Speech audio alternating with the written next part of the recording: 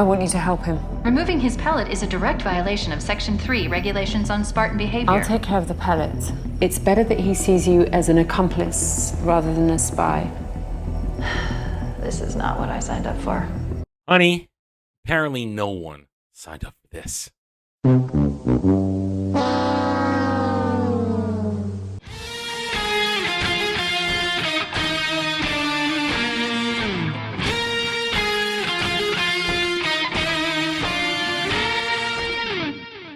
Howdy, y'all. I am Adam, the Renaissance Nerd, and welcome to my review, I guess, of Halo Episode 3. Can we even call this Halo?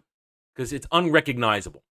There's nothing really recognizable. It's all bastardization of things that were great in Halo, from Cortana and the Master Chief's relationship to the Master Chief kicking ass and taking names, because that's kind of what Halo is. The Master Chief kicking ass, taking names. No, more talking, more sitting, more wandering, more talking, more I'm not a little girl.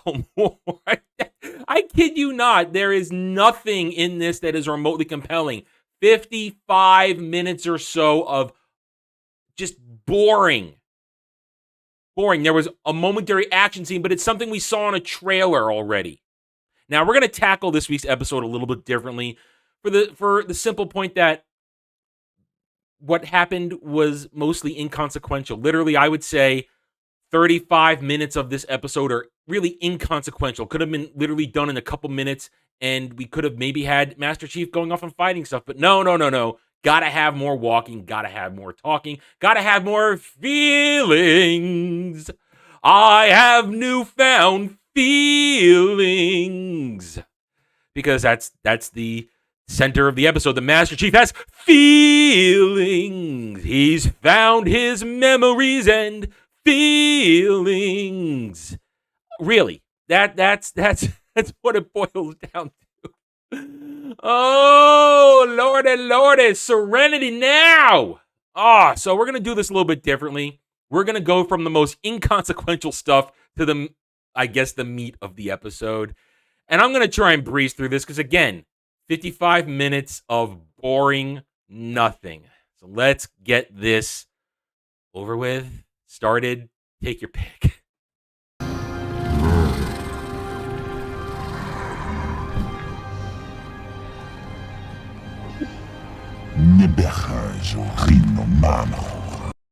Alrighty then. We are going to start with blessed girl boss Whammon, who basically we get her backstory in the prologue of the episode. She worked and lived as a child slave on a salvage planet. And here she is in clearly take from it what you will. Her and her childhood friend there are reading about a sex scene in a book they have found in the rubble. Take from that what you will. Moving on. Basically, this is an entire thing of, oh, look, people are cruel. Humanity is cruel. Child slave labor. Oh, no. Here come the Covenant seeking a blessed one. And they find her and they start killing. Meanwhile, as the Covenant lands, she and her little friend get busted reading the book and get chased by soldiers. Meanwhile, as everything is going to hell and people are dying from this Covenant, from two elites, killing people, this one guy has enough time to beat her childhood friend to death and then start to try and beat her to death. But then she's saved by the Covenant and brought into them, and she's a blessing because she is what they were seeking. She is a blessed one. She can interact with Forerunner technology, because again, they haven't even mentioned Forerunners yet. But we're going to say that because we know what they're doing. We know what the actual lore of Halo is. At least I've attempted to learn it. Unlike the people writing and directing and running this show. So she goes with them, obviously, and now we understand why she is so readily taken up with the Covenant, because Blessed One, Whammon, girl boss, is She hates humanity. Humanity is ugly. Humanity is bad. So we go through a little spiel. She's talking to Mercy about how, oh, do I look like a good little women girl from humanity? I'm going to blend in. We're going to Madrigal. We're going to find the artifact, and the keystone. The keystone. And we're going to move forward, and I'm going to find you the demon, because that's what they call the Master Chief. They call him the demon. Whew. They give her permission to go. She's all happy to go. She's happy to bring her anger to humanity. Skipping forward in the episode to when she reappears again, she is now.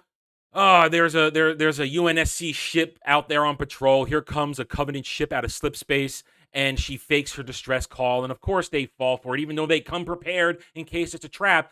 They still fall for it, and she has her slimy little worm things that we saw in the trailer.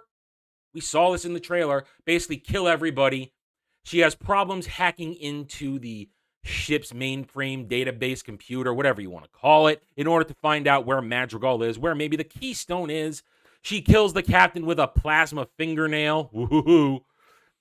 And basically goes, humanity is as ugly as I remember it. Blah, blah, blah, blah, blah. Skip forward again.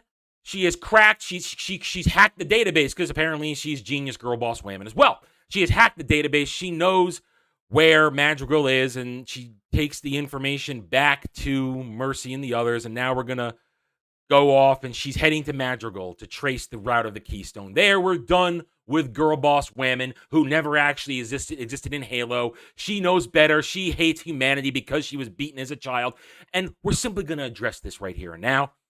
This show hates humans. It hates humanity. It does nothing but paint humanity as bad. Unless you are a girl boss woman of color. Then you are a soulful saint. You are one who is looking out for the good things. You're not manipulative. You're grabbing power because you need to grab power.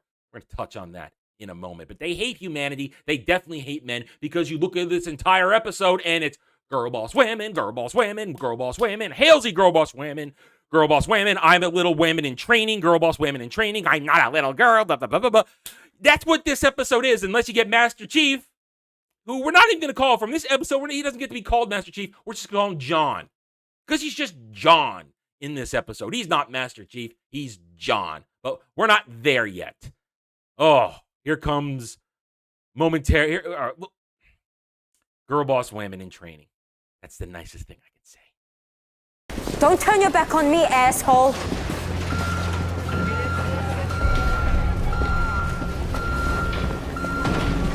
One of the things I can honestly say about this episode is that thankfully, Quan was in it very little. But when she is her usual insufferable cow-mouth little girl boss woman in training bitch. She is, in 3 episodes, I can honestly say right now, she is the most unlikable character in this entire show because she's an insufferable, entitled little bitch. She thinks she knows everything. She thinks she knows better than all the adults, and it happens in every single one of the scenes that she has in this episode.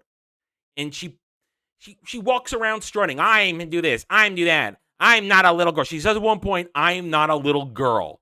Yes, you are. You're 16. You're a little girl as far as the world is concerned.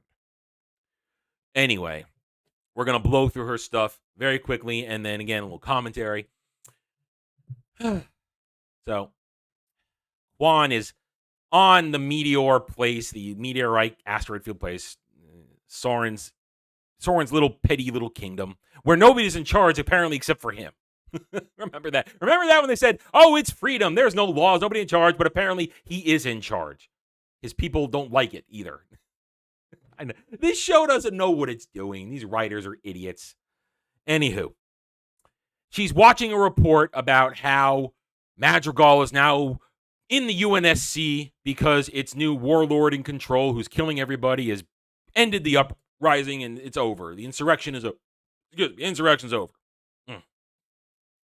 And she's all mad. I'm angry. And then here comes Soren, and she's basically trying to convince him to give her a ship and give her bodyguards. After she said, I'm not a little girl, I don't need protection, then I need protection. Just get me into my planet because I need to get to Madrigal and find my father's loyal servants, and we're going to uprise and resist.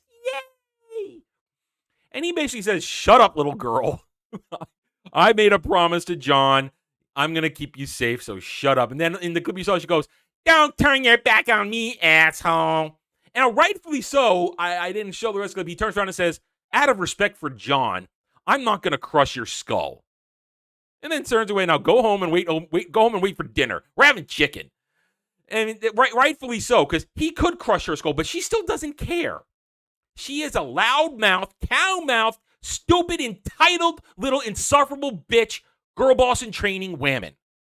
Because then later on, we cut to the scene where she's with Soren's son, and the kid is trying to be nice. He's trying to educate her, because clearly she's stupid. Clearly she's stupid and doesn't understand star maps where that little kid does. But then the mother comes in and go get ready for dinner. And then they have this little speech about how you shouldn't worry about what's going on up there. Just worry about the mother. She's worried about the present. Concern yourself with this. Be safe. It's safe and comfortable here. But no, little cow-mouthed in training girl boss whammon has to say, I know better than you. I'm not going to sit here. I'm not going to just get high and eat and drink and pretend the world is moving out there. I need to go back and fight because I know better than you. Basically, and you got to wonder, maybe somebody actually got a clue with how insufferably stupid Quan is. Because it cuts to a shot there of the wife, Soren's wife, standing with the little girls, with the little boy. My brain. She's standing there with her hand on her child's shoulder, clearly from that image, and for one, show don't tell maybe actually works in this episode, showing that's what's important to her family, the protection, the safety, the love of her family. Rest of the world doesn't matter. They're out in the middle of nowhere. Nobody really knows where they are. She's safe, and that's what matters to her, the safety of her. But no, Quan knows better and talks down to her, basically talking down as your love for your family, your love to want to keep yourself and them safe doesn't matter because I need to go be a freedom fighter. Yeah. With her blood stain still on her. She's been there for how many days at this point? You can't get your shit washed? You can't get a clean pair of clothes? She's got blood on her from her friends who got splatted by the Covenant in episode 1. This show is stupid. She is stupid because then we cut later, and even after being threatened by Soren, who said, I will crush your skull if I really want to, she's trying to hotwire his ship and steal it. He busts her. And then because apparently now Soren is super greedy, apparently now, he didn't, before he just wanted to live free, but now he's greedy because she bribes him with her deuterium inheritance because she's a rich girl. She's a rich girl with a haircut like that. She bribes him to basically take her to Madrigal so she can find her father's loyal servants. And in the end, he says, well, either way, I'm getting paid because if you don't pay me, I'm going to turn you over to the bounty hunters. So there you go. Soren, another man, is also evil. He's supposed to be our freedom-loving guy. Freedom, freedom, freedom from last episode. Freedom, freedom, freedom, freedom, freedom. Now freedom to turn you over to people because I just want to get paid. These characters all suck. They're terrible. But fortunately, that's the end of Quan. That is all we get for her this episode. Thank God. But you see, this is the voice of the writers. Tiny little children know better than adults. I know this. I know that. Shut up. Disrespect. No respect shown to anybody because they know better. It's this culture we live in right now, this indoctrinated, brainwashed hive mind culture that basically likes to preach that the youth know better than the adults who are locked into their patriarchal ways, their istphobe ways, their dated thinking, their unmodernized view of things. I know better. But then I can bribe you. This show makes no sense. It's horrible. Okay, let's talk older girl bosses now.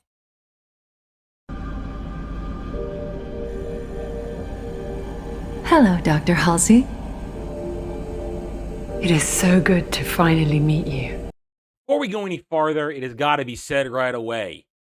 With an overall budget of $90 million for this series on Paramount Plus, with probably, I guess, $8 to $10 million per episode, this is what you give us for Cortana? Horrible CGI where you can't even get the lip syncing right. I mean, the lip syncing is completely awkward and off. It's 2022. A decade ago in 2012, with Halo 4, they could do this. I can give you over 40,000 reasons why I know that sun isn't real. I know it because the emitter's Rayleigh effect is disproportionate to its suggested size. I know it because its stellar cycle is more symmetrical than that of an actual star. But for all that, I'll never actually know if it looks real. If it feels real. They do that, and it looks great. You feel it. The dialogue is working. You're in there. I mean, yeah, I know Halo 4 is not regarded as one of the great parts of the franchise, but we're talking about the graphics here. We're talking about the emotion of Cortana. A video game from 10 years ago, 2012, can do it. But a 2022 high production value, not high production value, obviously not high production value, a show where they dump a lot of money into it here in 2022, they can't get it right. Pathetic. Pathetic. Now, of course, we're talking Cortana. We'll talk more Cortana in the next section of the video when we talk about John. He's not Master Chief, he's John in this episode. This is about the girl bosses and essentially the creation of Cortana right here, because this is all about Dr. Halsey, girl boss. And for a moment, you get girl bosses of color who are, for a brief moment, shown in this entire episode and shown to be the ones operating with a moral standpoint. They just want success and clean scientific progress for humanity. No. But Dr. Halsey, she's evil white lady girl boss. Because she has complete disregard for morals and laws and everything. She doesn't care. As long as it advances science, progress has to be made, because she has now awakened her Flash clone, which is a younger version of her, again, with bad de-aging CGI, really bad, looks awkward to the eye. They have this conversation about how, the clones, I never thought I'd actually get to this conversation. How do you feel? And she's like, I'm fine. And do you feel bad that you're going to kill me to get my brain? Nope. Progress. It's all right. And the clones basically, because it's younger Halsey, going, oh, yeah, all right, I see it. Do we ever get along with Miranda? Not going to answer that. Moving along. They set up the whole thing. They basically turned John off for a second. They set up Flash clone Halsey on a table. And they had to put this in there. Beta soy boy assistant, beta white boy soy boy assistant, turns out to be a creeper, because after he's bound Halsey Flash clone to the table, he's leaning in to kiss her when Halsey suddenly walks in. So they had to turn the white boy beta into basically, I would say, an incel creeper. The writers of this show, wow. This is how they see the world. That's how they see the world. And everybody else, all the other men in the show, seem to exude at least a little bit of strong, not strong masculinity, but actual manly behavior. But the one white dude is a soy boy creeper that is going to try and kiss a lady when she's bound to a table because he loves her brain. I hate this show, and I hate everybody involved with it. Anyway, they go through the process of creating the Cortana AI by sucking Halsey Flash clone's brain out of her eye with a needle. I don't know. They clone her brain. And she dies, and then they create it, and they insert it literally into the back of John's head, which, again, is breaking lore, because in the actual game, Cortana is an AI developed to study Forerunner technology. And now, obviously, she's developed to study Forerunner technology here, but she's doing it as a manipulative bitch. Because this Cortana is a manipulative bitch. We're going to get into more of that in a moment when we switch to the John section of the video. But her creation is completely bastardized because it's going in his head instead of just plugged into his helmet, like in the actual Halo lore. And she has from right away, we can see she only cares about Halsey's agenda. Doesn't care about anything else. And when she's not talking to John, she has zero respect for him. It's terrible. It's terrible. We're going to talk more about that in a moment when we move on to John section of the video. But I just got to say this section of the show here, this one part, because the rest of Girl Boss Halsey Whammon time is blended with John time. So we're going to cover that in the next section. But it's disgusting, both in its treatment of this is their version of a strong Whammon, I guess. It's terrible. And also the disrespect to the lore. And also the shoddy production value of this show. Pathetic, terrible. They don't care. They don't care. They think we're stupid. They think we're stupid and we're not going to notice this horrible, horrible everything from the production value to the storytelling to the characters to the dialogue. They think we're not going to notice, but we do notice because we're actual fans of these things and we just want to enjoy our franchises and have fun. But they don't care about that.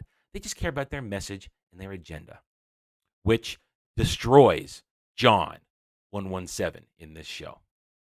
No, I didn't summon you. Summon me? This is coming from inside you, Chief? Go away. AI off. I'm introducing myself to the rest of the team. Go disappear. What happens in this part of the show is we now talk about what John goes through in this episode is perhaps one of the most evil things they've done by bastardizing Halo lore. I'm going to give you a quick overview of what happens, but then we're going to talk about why this is so bad. Now that Cortana's been implanted, John is now to play with the keystone. They can get readings, and it doesn't quite work right because they want to shut him off, and Cortana shuts him off, and then everything stops. They turn him back on, and he goes into his trance again where he's seeing memories, but it's not quite working right, and John is bothered because he knows that if he removes the pellet from his spine, he might be able to interact with the keystone better. Well, he gets the pellet out with help from Cortana, and we've already seen what that help means. We'll go back to that in a moment. He suddenly starts to feel things. He's getting his feelings back because he takes a walk around Reach. He takes a walk around Reach and he starts to feel things. He listens to music, wants to pet a dog because he feels things. And he's talking to Cortana about his feelings because he's feeling things. Great. He's begun his journey back to humanity. Fantastic. So then he goes and touches the keystone again and again, manipulated by Halsey and Cortana. He goes in there and he sees things, images, more concrete images, more memories from his time as a child. And this whole time, it's all Cortana manipulating him into trusting her by talking about, I can help you find what planet you came from. We found the planet you came from. We want to go there. And in the end, it's basically Halsey's manipulated this whole scenario into discovering where John came from originally, what planet he was come from, and a planet that was hit by a plague, and his parents are dead, and he found out that he found the secondary artifact where the keystone fits into, and they buried it. His dad seems to be a very mean dad. Mean dad! They had to get a mean dad in there. And he is manipulated by Halsey into saying, oh, I'm going to go find it. Oh, wait, no, John, you can't. Okay, I'll go with you. And then they're going off to this planet where his stuff is. That's basically what happens. It's all about feelings. No, but let's talk about what really is horrible about this segment of the show. It's really terrible because, as I said at the beginning of this segment, what they've done is evil, in my opinion, when it comes to destroying, bastardizing, eviscerating the lore. In actual Halo lore, Cortana and the Master Chief have what is considered probably the most important relationship and a core aspect, a core nugget, foundation, center of the entire Halo story. Master Chief and Cortana together, partners, friends. Some might even argue romantic, unrequited love because of the fact that she's a digital entity and he's a physical being. I don't know. I don't have that deep enough Halo lore to really comment that. But I'm just saying their relationship is special and it's beloved by the fans. And Cortana is beloved by the fans because she has a personality of her own that was developed on her own, not a manufactured, altered version of Halsey who is a manipulative bitch. In the actual lore, Cortana and the Master Chief, they rely on each other. They have to work together to survive. Originally, Cortana must be protected by the Master Chief, but then she also wants to protect him because he is her key to survival. It's a symbiotic relationship that becomes something more. And in the end, the lines, we rely on each other, we protect each other, are used in the franchise, in the lore. In this one, but it's friendship and maybe more. But in this version, in this show, in the Silver Timeline, it's a relationship built on lies. Throughout this entire plot of the episode, Cortana wants to turn off the Master Chief. I can take him over. Halsey's using her to manipulate him. Cortana's willingly manipulating him. Pretend to be an accomplice. Pretend to do this. Be his support. Lie to him constantly. Pretend to be his friend. It's evil. It's disgusting. And it's shameful. These people don't care about telling a good Halo story. They care about showing women manipulating men, in my opinion. Because that's all this is in the end. Women manipulating men. And men stupidly believing it. Because they're searching for their feelings. This is what happens when a man finds his feelings, according to these people. They become cucks and simps.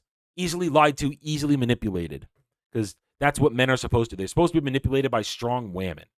This show is an abomination. It is arrived at abomination levels. When you destroy the core relationship of this franchise that is based on mutual respect, friendship, possibly love, and you turn it into a pure manipulation based on a foundation of lies. I hate this show. I hate what they've done, and I wish it never existed. Plain and simple. I can't just stay here and eat and drink and smoke and pretend nothing else exists outside that window. Already in episode 3 now, you can't even say that this show is Halo in name only because it doesn't even resemble Halo in any way, shape, or form. 53 minutes of Master Chief not even in his armor. And his helmet's off the entire time. At least in episode 2, he put his helmet on for a minute again. Now, he's out of his armor the entire time. You've got girl boss women all over the place telling people what to do, talking either as girl boss in training, whammon, I know everything better. I'm evil whammon, manipulating people. I've created AI whammon to manipulate people. And now we've got also people of color girl boss whammon who are actually good because all the other girl boss whammons are bad. We're the good ones. And of course, we almost forgot there's girl boss whammon blessed one. I mean, there's to quote Mahler, there's a suspicious amount of women in this show. This show is dominated by the women because that's what these idiots want with their agenda. Intersectional feminist agenda. SJW woke agenda. Make men look stupid. Have men be manipulated by strong girl boss women. Let's destroy the lore. Let's destroy one of the most beloved relationships, I would say, in video game history. Everybody loves the relationship between Master Chief and Cortana. They have destroyed it in this show with this introduction of this fake Cortana. Because it ain't Cortana. And this isn't Master Chief. This is John. At this point now, you've got everybody heading off in different directions. People are going to collide on Madrigal. Why we are doing any storylines not involving the Master Chief, I don't know. Well, I do know, because they don't understand Halo. I've said it from the beginning. This show should be about the Master Chief kicking ass and taking names with Cortana in his head as his partner, as his friend. Nope. We have to create a show that's a vehicle for agenda, a vehicle for the narrative, a vehicle to destroy things that people love. We just want to have fun with our franchises, our games, our movies, our TV shows, excuse me. We just want to have fun. We don't want to be complaining about this. Yes, I'm making content for my channel doing this, but I don't want to be doing this. I want to be sitting back and enjoying myself instead of watching this desecration of a beloved franchise and beloved characters. This show is an abomination. And we still got, 7 episodes to go? Oh my God. How am I going to survive? Ugh. No action again. No Master Chief in sight. Cortana is a fake Cortana. Girl bosses everywhere. Men subservient to women. And the one time a man actually shows his stuff with Soren, he comes off then as a greedy bastard. I hate this show. But I'll be back next week with episode 4. See you then. Take it easy. Thanks for watching, everyone. I don't do Facebook. I will never do Twitter. If you want to reach out to me, email me at therennerd@gmail.com. I'm on Getter now, @therennerd. The Geeks and Gamers forums under @ROAS, and you can also follow me on Odyssey @TheRenaissanceNerd. Thanks again for watching. Take it easy.